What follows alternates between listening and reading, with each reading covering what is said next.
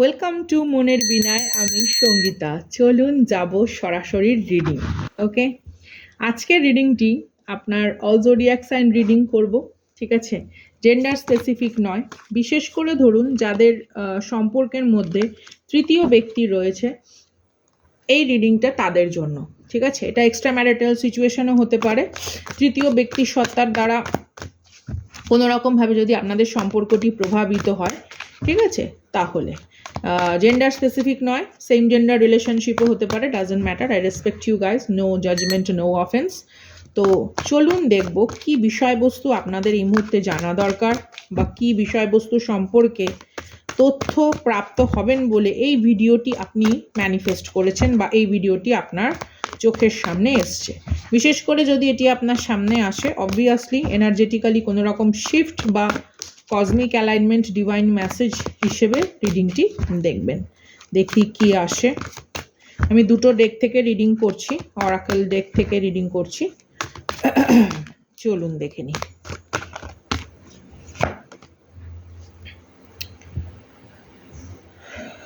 প্রথমেই যে connect energy হয়েছে সেটা হচ্ছে highlights your fear and self-empowerment and changes it would bring to your life. প্রথমেই দেখুন, কেউ আপনাকে এনার্জেটিক্যালি একটা অকওয়ার্ড পজিশনে স্টাক রাখতে চায়। তো তৃতীয় ব্যক্তির এখানে মূল উদ্দেশ্য হচ্ছে আপনার পার্সন বা আপনাকে কোনো রকম অলিক ভীতির কারণে একটা স্যাবোটাজ বা কোনো রকমভাবে একটা স্টাক বা স্ট্যাগনেন্ট সিচুয়েশনের মধ্যে রাখা। অনেক সময় দেখবেন আমরা পারিবারিক বা সামাজিক অনেক রকম বিষয়বস্তু নিয়ে না ভাবতে থাকি, বিশেষ করে যারা খুব পিওর ইন্টেনশন রাখে। এখানে আমাকে যারা দেখছেন, আপনার মানে উদ্দেশ্যটা ভীষণ পিওর, তো মানুষকে কোনোদিনও আপনি দুঃখ কষ্ট দিতে চান না, মানুষকে কোনোদিনও হয়তো আপনি নিজের ব্যবহার দ্বারা মানে রাগাতে চান না, আপনি ভীষণভাবে চেষ্টা করেন প্রত্যেকের মন জুগিয়ে চলা। তো এইগুলো না কেউ আপনার মানে দুর্বলতা মনে করেছে, তৃতীয় ব্যক্তি মনে করেছে এগুলো আপনার দুর্বল দিক, যে আপনি সবাইকে ভালোবাসেন, আপনি সবার শুভ কামনা করেন, আপনি নিজের জীবনকে এমনভাবে মানে গুছিয়ে রাখেন যাতে অন্য কারুর সমস্যার কারণ না হয়। তো এই জিনিসটাকে তারা দুর্বলতা মনে করেছে এবং এইটা সুযোগ নেয় তারা বারবার। মেবি হতে পারে আপনি ভীষণ মুখ চোরা, আপনি চাপা মানুষ, আপনি কাউকে কিছু বলে উঠতে পারেন না, চট করে কোনো কিছু প্রতিবাদ করতে পারেন না। আপনার মধ্যে না একটা মানে চার্ম আর পোটেনশিয়াল রয়েছে, মানে আপনার ভেতরে যে ধরনের শক্তি বা যে ধরনের সৌন্দর্য রয়েছে সেটা যে কতটা মানে ইন্টারনালিভাবে কতটা ফ্রুটফুল সেটা আপনি বুঝতে পারেন না। আপনি মনে করেন কি যে কি জানি আমি মনে হয় অবজ্ঞারই পাত্র, আমাকে মনে হয় এইভাবেই মানে ভগবান হয়তো ভাগ্যটা লিখেছে, মানে এই ধরনের কিছু ভুল ধারণা যাতে আপনার ভেতরে বদ্ধমূল হয়ে যায়, তৃতীয় ব্যক্তি কিন্তু সেই প্রচেষ্টা সম্পূর্ণরূপে করছে। আমরা এখানে তৃতীয় ব্যক্তির কিছু অন্যায় প্রচেষ্টা দেখব এবং কোন ধরনের ভ্রান্তি থেকে আপনার বেরিয়ে আসা উচিত সেটা আমরা এখানে রিডিংয়ের মাধ্যমে জেনে নেব। মেবি এটা এমন হতে পারে আপনি আপনার পার্সনকে অনেক বুঝিয়েছেন, বা আপনি আপনার পরিবারকে অনেক বুঝিয়েছেন, বন্ধুবর্গ হতে পারে, হোয়াট এভার, তৃতীয় ব্যক্তি এখানে অনেক কিছুই হতে পারে। তো সেক্ষেত্রে কি হয়েছে, আপনি যেভাবে বোঝাচ্ছেন বা যেভাবে মানুষটিকে বা মানুষজনকে নিজের জীবনে স্নেহ, বা অনেক সময় দেখবেন অনেকে না ঝগড়া করতে লজ্জা পায়, ভাবে কি যে আমি চিৎকার করছি, পাশের বাড়িতে আওয়াজ যাচ্ছে, বা পাশের ফ্ল্যাটে বা কোনো রকমভাবে আপনি যেখানে থাকেন সেখানকার যদি কেউ জানতে পারে সেটা ভীষণ লজ্জার কারণ। এটা অনেকের মধ্যে হয়, অনেকের মধ্যে এই ধরনের ভয় ভীতি থাকে। তো এগুলো থেকে আপনাকে বেরোতে হবে। দেখুন, আপনি কোনো একটা কথা সুস্থ স্বাভাবিকভাবে বলছেন, কেউ যদি মনে করে সেটা ঝগড়া, তাতে তো আপনার কিছু করার নেই, তাই না? আপনি হয়তো নরম সুরে, ভালোভাবে, কোমলভাবে, ন্যায্য কথা, বাস্তব কথা, ধর্ম মানে মার্গে থেকে সঠিকভাবে হয়তো আইনত হয়তো আপনি সঠিক বলছেন কোনো কিছু। তো সেটা যদি কেউ ঝগড়াতে রূপান্তরিত করে, বা সেটাকে নিয়ে যদি কেউ মনে করে যে হ্যাঁ আপনাকে একটা চারিত্রিক বদনাম দেওয়া যায়, এই জিনিসটা কি বলুন তো, মানে তাদের কি বলবো, মানে কিছু শব্দ আমাকে সংযত করতেই হয়, আপনি বুঝতেই পারছেন, এটা তাদের একটা বিশৃঙ্খলা টাইপের মন মানসিকতার উদাহরণ, এতে তো আপনার কোনো দোষ নেই। ইভেন দেখুন, আজকে যদি কোনো লিগাল সমস্যায় কেউ পড়ে থাকেন, তো আমরা আদালতে গিয়েও তো সেই লড়াইটাই করছি, তো সেখানে তো একটা সুষ্ঠুভাবে সমস্ত কিছু চলছে। তো সুষ্ঠুভাবে কোনো কিছু সমাধান করতে গেলে যদি আপনাকে শব্দ বা বাক্য ব্যয় করতে হয় এবং তার জন্য যদি কেউ আপনাকে অপরাধী প্রমাণ করতে চায়, তাহলে কিন্তু সেখানে আপনাকে সোচ্চার হতেই হবে। এই জায়গাটা বুঝুন। হ্যাঁ, এখানে অনেক মানুষকে আমি দেখছি আপনারা ভীষণভাবে স্নেহ, মানে মায়া মমতাপূর্ণ, ভীষণভাবে আপনারা একটা অনেস্ট মেন্টালিটি রাখেন, প্রচণ্ড পরিমাণে না কি বলবো, চেষ্টা করে যান সবসময় সবাইকে তুষ্ট করার। তো সবাইকে তুষ্ট করাটাও কিন্তু এক এক সময় আপনার বিপরীতে থাকা কিছু অসৎ মানুষ আপনার দুর্বলতা ভাবতে পারে, তো সেটা করা যাবে না। আপনি ভালোবাসুন সবাইকে, কিন্তু যেটা অন্যায় সেটার বিরুদ্ধে সোচ্চার হন, সেই জায়গাটা কিন্তু আমাদেরকে দেখতে হবে। আচ্ছা, লাইট অ্যাট্রিবিউটস এখানে যেটা এসছে, hedonist, inspire creative energy to embrace the good thing in life, celebrate beauty in yourself। আচ্ছা, আপনার যে সৌন্দর্য, আপনার যে কোনো কিছুর ধরুন আপনি কোনো ভালো কাজ হয়তো করেন, সেটা যে কোনো কিছু হতে পারে, সেটা উল বোনা হতে পারে, সেটা রান্না হতে পারে, সেটা ঘর গোছানো হতে পারে।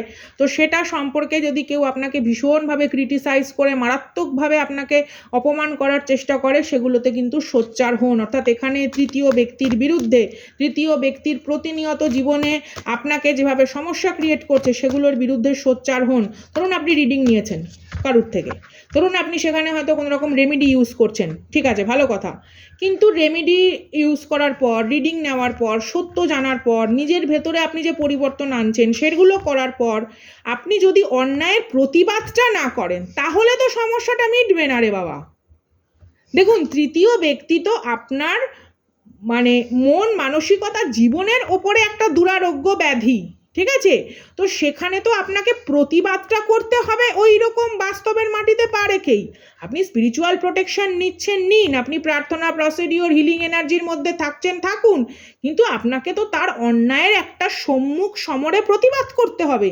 এই জায়গাটা কিন্তু একটু বুঝতে হবে, ওকে? এটা নিয়ে নিজেকে জাজমেন্ট করবেন না যে বাবা আমি হয়তো একটু বাজে করে বলে ফেললাম, বাবা আমি হয়তো একটু চিৎকার করে ফেললাম, বা আমাকে কি ভাবলো। দেখুন, জীবনটা আপনার। আপনি জলের মধ্যে পড়ে গেলে আপনি কি সেখানে ভরতনাট্যম ডান্স করেন? তখন যদি আপনি সাঁতার না জেনে থাকেন সেখানে তো হাবুডুবু খান। তো সেরকম একটা বিষয়বস্তু, স্বাভাবিক প্রতিরোধ ক্ষমতা আমাদের বজায় রেখে চলতে হবে জীবনে। আপনার গায়ে মশা বসলে আপনি মশা তাড়ান না, ঠিক সেরকম। বা আপনার বাড়িতে যে ধরুন কোনো জায়গায় ধুল পড়েছে, ঝুল হয়েছে, আপনি সেটা ঝেড়ে দেন না? তো মাঝে মাঝে না একটুখানি ওরকম একটু ঝেড়ে দিতে হয়। হ্যাঁ, সত্যি কথা। ঠিক আছে, গডেস এখানে ডেফিনেটলি আমি যাদের সঙ্গে কথা বলছি বা যারা এই রিডিংটি দেখছেন, আপনারা কিন্তু ভীষণ পরিমাণে একটা ওয়াইজ পার্সোনালিটি এবং এমন কোনো ফ্যামিলি থেকে বিলং করেন যাদের কিন্তু প্রচুর পরিমাণে একটা রেপুটেশন রয়েছে সমাজের বুকে। বা আপনাদের মধ্যে এখানে এমন হতে পারে কেউ বাইরে কোনো বড় কিছু নিয়ে রিসার্চ করছে, বা আপনারা নিজেরা হয়তো চান, বা আপনাদের সন্তান সন্ততি, বা এবং আরেকটা যেটা বিষয়বস্তু খুব লাস্যময়ী, হ্যাঁ, মানে একটা লালিত্য, একটা রুচিবোধ সম্পন্ন মানুষ। তো এই জিনিসটা কিন্তু তৃতীয় ব্যক্তির কাছে বেশ একটা হিংসার কারণ। ও হিংসা করুক, আপনি আপনার এই ধরনের মানে বাহ্যিক রুচিবোধকে নষ্ট করবেন না। কেউ আপনার কিন্তু এই বিষয়ে সমালোচনা করে সে চেষ্টা করতে পারে আপনাকে এগুলো থেকে বিরত রাখার, একদম অ্যালাউ করবেন না ওদের। আপনার একটু ভালো লাগে মাথায় একটা ফুল গুঁজতে, একটু ভালো ব্যাগ ক্যারি করতে, করুন, কোনো অসুবিধা নেই। কোনো একটু ভালো বই পড়তে, মেবি হয়তো আপনি লাইব্রেরিতে যান বা বই মেলায় থেকে হয়তো আপনি বই কালেক্ট করেন, বা আপনার একটু আবৃত্তি করতে ভালো লাগে, বা আপনি হয়তো একটু লোকসঙ্গীত প্রিয়। তো এই জিনিসগুলো আপনার রুচিবোধের মধ্যে যেগুলো পড়ে, সেগুলো যদি কারোর সমস্যার কারণ হয়, সেটা তার কারণ। প্লিজ নিজের লাইফে কিন্তু এগুলো একদম অ্যালাউ করবেন না। তৃতীয় ব্যক্তিদের কাজই তাই। শেপ শিফটার, দেখুন অনেক মানুষের মধ্যে কি হয়, যেমন এখানে ধরুন আমি যাদের সঙ্গে কথা বলছি, আপনি কারুর মা, আপনি কারুর বোন, আপনি কারুর আপনার নিজস্ব মা বাবা আছে, আপনি কারুর সন্তান। তো আপনার ভেতরে অনেকগুলো রূপ বিরাজ করে।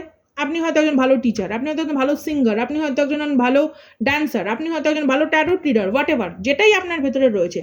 তো আপনি আপনার প্রত্যেকটা ধাপে, জীবনের প্রত্যেকটা ধাপে, আপনি কারুর স্ত্রী, আপনি কারুর মামি, আপনি কারুর কাকি, আপনি কারুর জেঠি, হোয়াট এভার, আপনি প্রত্যেকটা রোল প্লে করছেন। তো প্রত্যেকটার মধ্যেই এক জায়গায় ত্রুটি বিচ্যুতি থাকবে না, তা তো হয় না। হ্যাঁ, তো এই জিনিসটা নিয়ে কেউ যদি আপনাকে কোনো রকমভাবে সাংঘাতিকভাবে অপরাধী মনে করে, তাহলে কিন্তু বুঝতে হবে তার উদ্দেশ্য হচ্ছে একমাত্র আপনাকে সবার চোখের সামনে একটা নিচু প্রতিপন্ন করা। অর্থাৎ সে কি করছে, নিজে যেহেতু বড় হতে পারছে না, অন্য কাউকে মানে অন্য কারুর পতন বা ত্রুটি বিচ্যুতিকে সে নিজের একটা উন্নয়নের কারণ ভাবছে। এটা কিন্তু আপনাকে বুঝতে হবে। তো তৃতীয় ব্যক্তির এই ধরনের কর্মকাণ্ড দ্বারা আপনি আক্রান্ত না হলে ভালো হয়। আপনাদের মধ্যে এখানে লিডারশিপ কোয়ালিটি আছে, ভীষণভাবে আপনারা সহানুভূতিশীল এবং অনেকেই কিন্তু খুব দানশীল, ভীষণভাবে মানুষের জন্য করতে হয়তো ভালোবাসেন। মেবি আপনি হয়তো নেচার লাভার, মেবি হতে পারে আপনি অ্যানিম্যাল মানে লাভার, বা নানা রকম সেই থাকে না, ডগ রেস্কিউ টিম, তারপরে পাখি পশুদের জন্য বিভিন্ন রকম সেবা, গো মাতার জন্য বিভিন্ন রকম সেবা। অনেকেই কিন্তু দেখছি খুব সেবামূলক কাজে আপনারা ব্রতী। তো এই জিনিসগুলো কিন্তু আপনার শুভ কর্মকে অনেক বেশি বাড়িয়ে দিচ্ছে। আর তৃতীয় ব্যক্তি কিন্তু এই ধরনের জিনিসগুলোকে নিয়ে কী করছে, ষড়যন্ত্র করছে, বা কোনো কারণে আপনাকে বলছে যে না আপনি সুস্থ স্বাভাবিক নন, আপনার মধ্যে এই জিনিসগুলো কই, ওর বাড়িতে, এই যে তুলনামূলক, হ্যাঁ, একটা নিকৃষ্ট তুলনা করার সে চেষ্টা করছে, এটা থেকে আপনি বেরিয়ে আসুন। আচ্ছা, এখানে যেটা কার্ড এসছে সেটা হচ্ছে ইনহেরিটেন্স। তো ইনহেরিটেন্স বলতে যেটা আমরা বুঝি যে আমাদের পিতা মাতা বা আমাদের যে পৈতৃক বিষয়বস্তু, বিশেষ করে আমাদের মানে ব্লাড লাইনের থেকে আমরা যে জিনিসটা পেয়েছি, সেই জিনিসটা কিন্তু আমাদেরকে কদর করতে হবে। সেই জিনিসটা থেকে কিন্তু আমরা কোনো রকমভাবে সরে আসতে পারি না। সে তৃতীয় ব্যক্তি যতই লাফাঝাপা করুক, বা তৃতীয় ব্যক্তি যতই আপনার বাবা বা মা বা আপনার গুরুজনদেরকে শ্রদ্ধা সূচক হয়তো শব্দ ব্যবহার করছে না, কোথাও হয়তো হতে পারে টক্সিক ইনলজ বা টক্সিক কোনো রকম গার্জেনশিপের আন্ডারে হয়তো আপনি অনেক দিন ছিলেন, বা হয়তো বিবাহ পরবর্তী সেরকম কোনো পরিস্থিতির মধ্যে পড়েছেন। তো এই সমস্ত জায়গাগুলো থেকে কিন্তু সঠিক প্রতিবাদ করে, লড়াই করে তারপরেই কিন্তু এগোতে হবে, এবং কোনো রকমভাবেই নিজের রুচিবোধ বা নিজের উন্নত মানসিকতাকে জলাঞ্জলি দেওয়া যাবে না। ঠিক আছে? কোনো নিষ্ঠুর, নির্মম, পাশবিক ব্যক্তি বা ব্যক্তিবর্গের কাছে ভালো প্রতিপন্ন হওয়ার জন্য উত্তরাধিকার সূত্রে প্রাপ্ত, ব্লাড লাইন ডিএনএ দ্বারা প্রাপ্ত নিজের সুন্দর বৈশিষ্ট্যকে নষ্ট করার চেষ্টা করাটা ঈশ্বরকে অপমান। মনের বিনায় আমি সঙ্গীতা। আশা করব আপনাদের প্রত্যেকের মনের বিনায় সঠিক সুর ছন্দ আমি ধরিয়ে দিতে পারছি। তাতে আপনারা আরও ভালো থাকুন, আপনাদের আগামী প্রজন্ম আরও ভালো থাকুক, আপনারা অনেকের অনুপ্রেরণার কারণ হন, এবং আপনারা নিজেরাও একে অপরকে, আপনাদের মতো যদি লাইক মাইন্ডেড পিপল থাকে, তাদেরকে অনুপ্রেরণা যোগান যে জীবন অনেক সুন্দর, পৃথিবী অনেক সুন্দর, আর এই সৌন্দর্যের মধ্যে সূক্ষ্মাতি সূক্ষ্ম যে নয়নাভিরাম মনের মধ্যে আমরা সুমিষ্ট পরিবেশ খুঁজতে চাই, তা আমরা লড়ে গড়ে নেব। তো দেখা হচ্ছে আগামী দিন বড় ভিডিওতে। টাটা।